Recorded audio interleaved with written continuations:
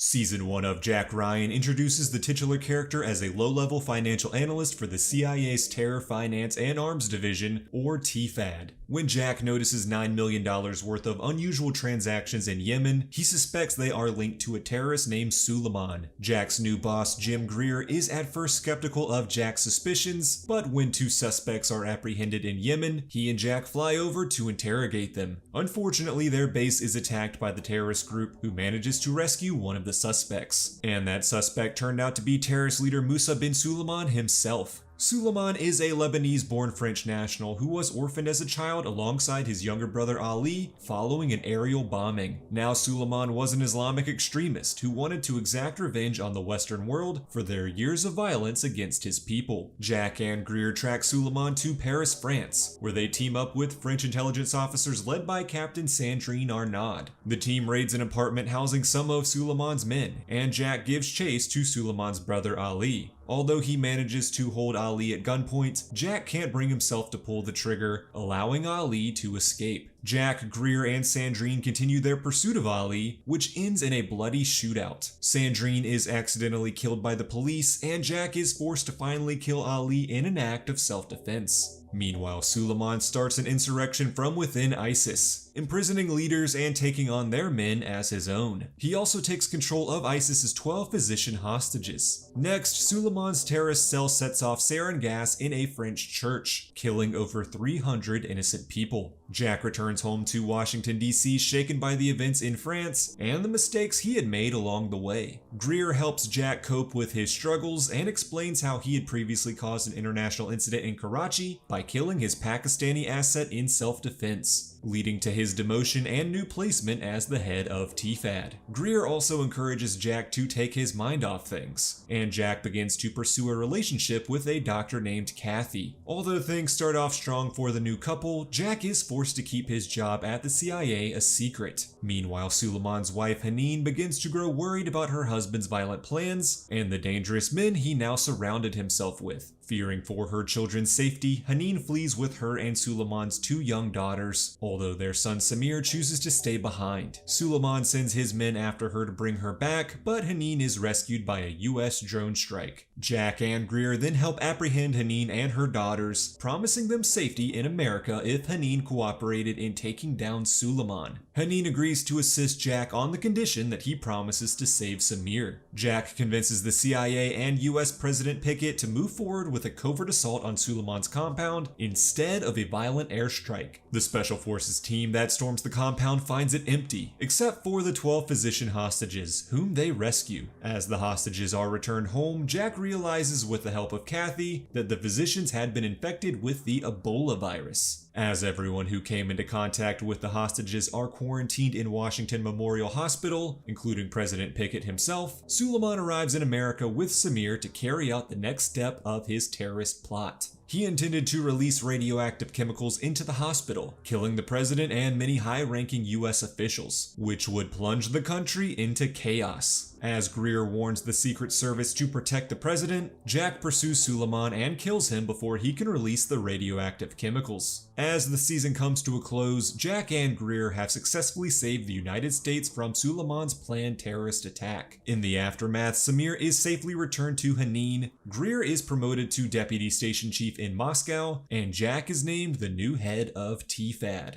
Do you want access to investing in real classic art in a market worth over $1.7 trillion? Do you want to say you own a piece of an actual Banksy classic? Well, let me tell you about this video's sponsor, Masterworks. Masterworks is one of the largest buyers in the art market today and is the platform to invest in contemporary blue chip art. In times like these, you might be wanting to diversify your investment portfolio, and contemporary art prices have outperformed the S&P 500 total return by 164% for the past 26 years. Previously, investments in art by world-renowned artists like Banksy, Picasso, Monet, or Andy Warhol were only accessible to the super wealthy, but Masterworks makes it possible for anyone to invest. And one of the many great things about Masterworks is that they make it so easy to start investing. Art research experts find works they believe will appreciate in value. Masterworks purchases the art, files it with the SEC as a public offering. Members can then buy and sell shares of the artwork, and then Masterworks sells the art and distributes the returns to investors. Since 2017, Masterworks has sold 5 paintings, with an average return of 26.8% to investors. And if you don't want to wait until the artwork you're investing in is sold, there's also a secondary market where you can buy and sell shares of art to other Masterworks members. There's currently a waitlist to sign up, but with my link you can skip the line and start investing today. So click the link in the description to learn more about starting your art investing journey. Thanks again to Masterworks for sponsoring this video. Now let's get back to the recap.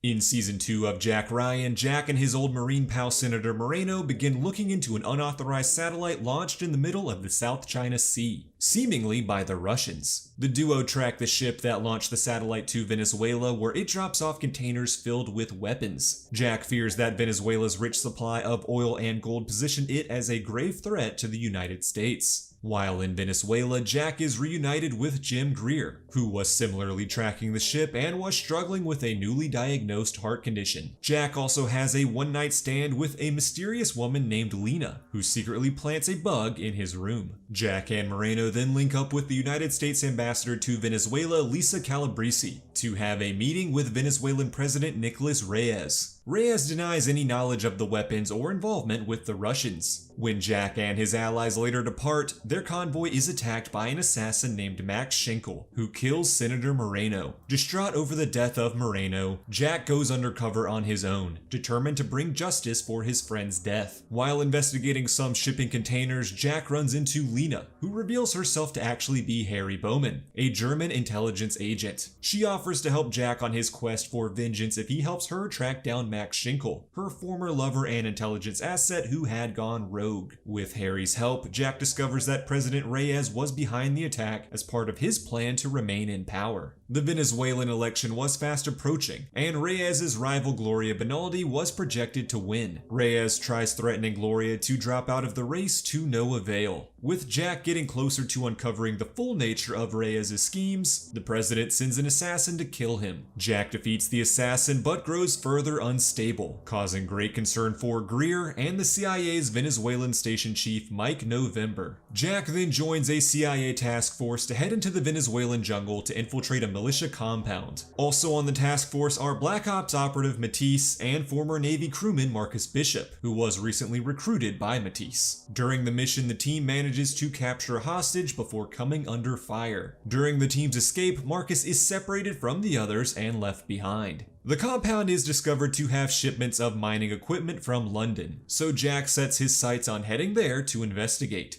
Mike, realizing Jack has made this mission dangerously personal, orders him to return to Washington, D.C. Instead, Jack tricks U.S. Senator Mitchell Chapin to authorize his trip to London. While in London, Jack reconnects with Harry, who warns him that Schenkel was also in the city. An employee of the mining company named Rupert confirms to Jack that Reyes was working with a mysterious partner on a secret mining project in Venezuela. Schenkel then snipes and kills Rupert before fleeing. Jack continues his pursuit of Schenkel, eventually catching up to the assassin and holding him at gunpoint. As Jack demands answers on who hired Schenkel to kill Senator Moreno and for what purpose, Harry arrives and kills her former love. And just like that, Jack's best resource for answers was gone. Meanwhile, back in Venezuela, Greer is continuing his own investigation and discovers that Gloria Benaldi's missing husband may somehow be connected to the mysterious mining plot. He offers protection for her and her family from Reyes if she cooperates with his investigation. With Gloria's help, Greer discovers that a rare chemical element known as blue gold has been found in Venezuela, and it was worth trillions of dollars. And so Reyes' motives are uncovered, as he needed to remain president in order to mine the blue gold and accumulate massive wealth and power. To protect his plan for wealth and power, President Reyes uses the illegal satellite to find all of the US soldiers in Venezuela, then orders their deaths. As Marcus links back up with Matisse's squad, they come under heavy fire, resulting in Matisse's death. Jack arrives back in Venezuela much to Mike's frustration. As international pressure mounts with all eyes on Venezuela after the death of Matisse is made public, Mike is ordered to shut down the embassy and send all of his American staff back home. As the United States pulls out of Venezuela, Mike decides to stay behind with Jack and Greer to finish the mission. As the season comes to a close, Reyes's men capture Greer and shut down the voting polls on election day. Reyes claims victory in the media, but his lies caused the people of Venezuela to revolt and storm his palace. During the chaos, Jack and Mike breach the palace themselves to rescue Greer. Although Jack contemplates murdering Reyes for his crimes, Mike convinces him to spare Reyes' life and let the people of Venezuela deal with him. With Reyes defeated, Gloria Benaldi is reunited with her long-missing husband, who had been imprisoned by Reyes to silence him about the Blue Gold plot, and she is then elected president in a landslide. Jack, Greer, and Mike are finally able to return home, with Greer realizing that it might be time for him to retire from field work. Back in America, Jack realizes that Senator Chapin was actually Reyes' mystery partner. Turning the corrupt senator over to the FBI, Jack finally puts an end to the mission and finds justice for his friend Moreno.